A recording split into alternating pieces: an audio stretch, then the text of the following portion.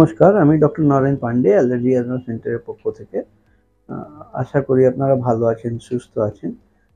যারা সাবস্ক্রাইব করেছেন চ্যানেল, ওনাদের অনেক ধন্যবাদ। আজকে আমরা যেটা আলোচনা করতে চলেছি, গরমকালেও কেন ঠান্ডা লাগে। মানুষ সেটাই চিন্তা করে যে হয়তো গরম আছে, গরমে আবার ঠান্ডা লাগবে কেন? শীতের সময় ঠান্ডা লাগলেও ঠিক আছে, মানা যায়, কিন্তু গরমের সময় কেন লাগে? এটা নিয়ে প্রচুর প্রশ্ন প্রচুর মানুষের থেকে থাকে।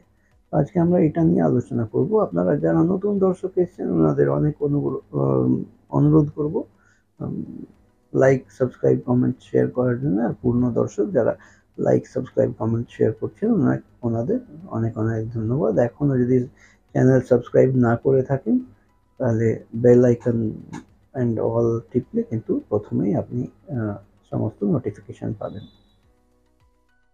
প্রচুর মানুষের মনেই প্রশ্ন জাগে যে গরমকাল, গ্রীষ্মকালে কেন ঠান্ডা লেগে যাবে? সর্দি হয়ে গেল, হাঁচি হয়ে গেল, নাক দিয়ে জল পড়া চালু হলো, কাশি হতে চালু হলো। এখন এই যে হঠাৎ সিজনাল চেঞ্জটা হয়েছে, এখন হঠাৎ করে যে গরমের তাপ, এই তাপে ভালো ভালো জিনিস সেদ্ধ হয়ে যাওয়ার কথা। কিন্তু আমাদের পাড়া প্রতিবেশীর লোকজন দেখবেন, অনেক মানুষ, প্রায় 30% অফ দ্য পপুলেশনের সর্দি, হাঁচি, কাশি লেগে গেছে এখন। কেন হবে? গরমের তাপে তো শুকিয়ে যাওয়ার কথা, সেখানে আবার প্রোডাকশন হচ্ছে কি করে? এইটা নিয়ে আমাদের আলোচনা আছে, যেটা বলেছিলাম। কিন্তু তার আগে অনেক বন্ধুদের আমি ধন্যবাদ জানাই আমার ভিডিওটা দেখার জন্য, লাইক, সাবস্ক্রাইব, কমেন্ট, শেয়ার করার জন্য। কিন্তু তার মধ্যেও আবার সমস্ত দেখে বুঝেও অনেক বন্ধু আমাকে ফোন করেন, ডাক্তারবাবু কোথায় বসেন, কোথায় পাবো, কবে কবে বসেন? আমার সমস্ত ডিটেল ডেসক্রিপশন বক্সে দেওয়া আছে এবং প্রত্যেকটা ভিডিওতেও আমি এগুলো আলোচনা করে থাকি যে আমি কোথায় বসি। ভিডিও যদি পুরোটাই দেখেন তাহলে লাস্টের দিকে আমি সব ভিডিওতেই মোটামুটি আলোচনা করি আমি কোথায় অবস্থিত। তো এই যে গরম লাগার বিষয়টা, অনেক প্রচুর গ্রীষ্মকালে অনেক টাইপের ভেজিটেশন আর পলনাইজেশন নতুন ধরনের হয়। এই যে ভেজিটেশন আর পলনাইজেশন হয়, গাছগাছার যে ডিফারেন্ট রেণু বেরোয়, এগুলো এই গ্রীষ্মকালের সময় প্রচুর পরিমাণে বেরোয়।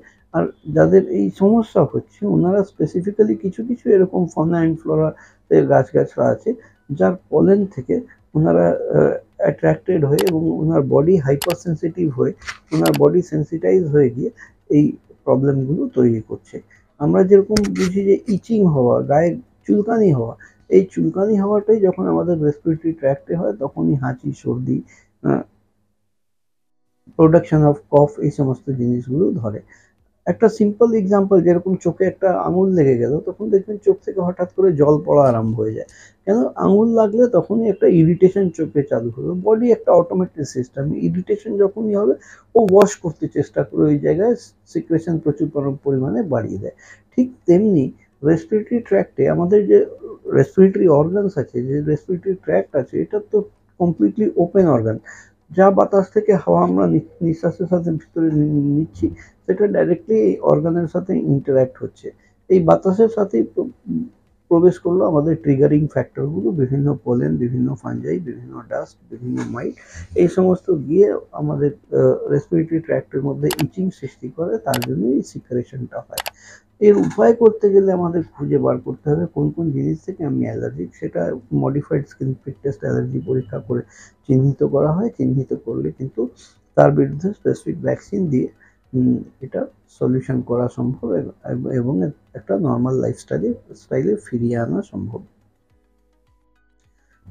আপনাদের যদি কারোর প্রয়োজন থাকে তাহলে স্ক্রিনে ডান দিকে নিচে 7278034776 এই নম্বরে কল করে অ্যাপয়েন্টমেন্ট নিয়ে বা যা জিজ্ঞাসা থাকে সেই জিজ্ঞাসা আপনারা জেনে নিতে পারেন। এবং আমরা কলকাতাতে শিয়ালদা স্টেশনের পাশে মৌলালি মাজারের পিছন দিকটা বাঁ দিক দিয়ে একটা রাস্তা বেরোয়, সেই রাস্তায় প্রবেশ করে একটা বাড়ি ছেড়ে দ্বিতীয় বাড়িতে আমরা অবস্থিত। আপনারা অ্যাপয়েন্টমেন্ট নিয়ে এসে এই পরিষেবা নিতে পারেন। আজকের মতন এখানেই শেষ করলাম। আমি doctor Naren Pandey, allergy asthma সেন্টারের পক্ষ থেকে। আপনাদের কারোর যদি কোনো জিজ্ঞাসা থাকে তাহলে নিচে কমেন্টে যদি লেখেন তাহলে আমি চেষ্টা করব পরবর্তী অনুষ্ঠানে সেটা আলোচনা করা।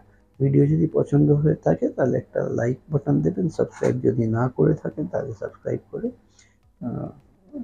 অল বাটন প্রেস করবেন। আপনারা সুস্থ থাকুন, খুশি থাকুন। আমি doctor Naren Pandey, allergy asthma সেন্টারের পক্ষ থেকে।